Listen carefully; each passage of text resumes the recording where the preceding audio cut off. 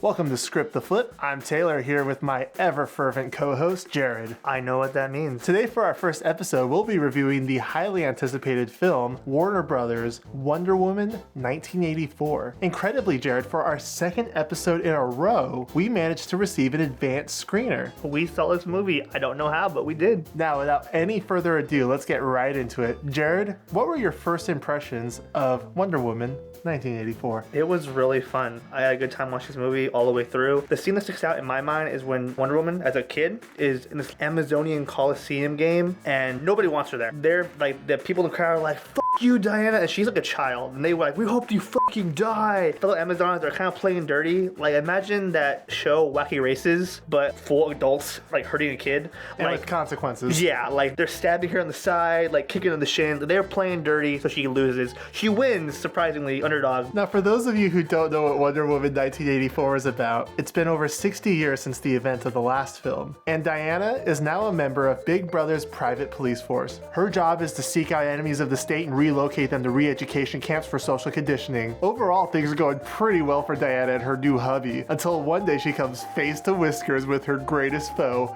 Big Cat. And Kristen Wiig delivers in this performance. So Kristen Wiig's character is an interviewer who interviews Diana about her experiences, but then, like, she gets hot later on because she took her glasses off. And right when you think she can't get any hotter, boom, she starts turning into a cat. Steve Trevor's there, played by Chris Pine, and he comes back from when he was in 1910, and a lot of things have changed. Like, we see Diana for the first time, they embrace, obviously, but then he says, "We beat Germany twice?" What? We fought them twice? Why? Also, in this movie, Diana, Wonder Woman, rides on lightning, which is phenomenal. That's like a Thor Marvel thing, but she did it in this movie. And then for this moment, they played the beginning of the Immigrant Song. You know, the ah, ah. They did it 2 more times. Once when she was wearing the golden eagle suit, Immigrant Song, ah. And then the last part where Steve is killed during combat, he's leading out, and then all you hear is ah. And then as she looks up at the sky and starts crying, that's when the first verse hits in. And then the eye says no. Well, we have to talk about the ending of the film, right, Jared? Yes. When Diane, upset at the lack of choice in the world, runs into the Microsoft Windows building with a giant hammer and graciously throws it straight into the dictator's face, smashing his screen and proclaiming to the world, finally, Apple can have a chance. The dictator is the villain Maxwell Lord. Like, imagine like Bill Gates, but eviler. He's the reason why that Kristen Wiig is Cheetah. How exactly does he make Kristen Wiig a cheetah? He actually injects her with cheetah serum. You're probably wondering what cheetah serum is. I was wondering myself. It's where they grind up baby cheetahs and then inject that into Kristen Wiig's veins.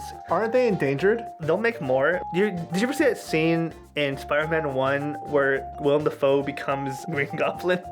Yes. It was like that, but Kristen Wiig was Willem Dafoe. They spent a weird amount of time focusing on her tail growing to the point where it felt like somebody in the editing room had a fetish. Like, you watch it from a nub all the way going to a tail in no cuts. It was just that. All right, Jared, what do you give the film Wonder Woman 1984 overall? I'll say it, 9 out of 10. I thought it was a lot more fun than the previous film. I thought Kristen Wiig played a really good villain. Gal Gadot knocks it out of the park. I just wish we had more Chris Pine singing. So Taylor, how would you grade this movie? I'm gonna go ahead and give it a 19 out of 84. Yeesh. Personally, as a fan of Led Zeppelin, I wish they played Immigrant Song 3 to 4 more times. I really wanted a baker's dozen of Immigrant songs. Hell, I would have even taken covers. That's gonna do it for us here at Script the Flip. Tell us down in the comments how many times you've heard the song Immigrant Song by Led Zeppelin, 1 or 2 times. Don't forget to subscribe to DC Comics YouTube page for more DC Comics related videos, and we'll see you next time.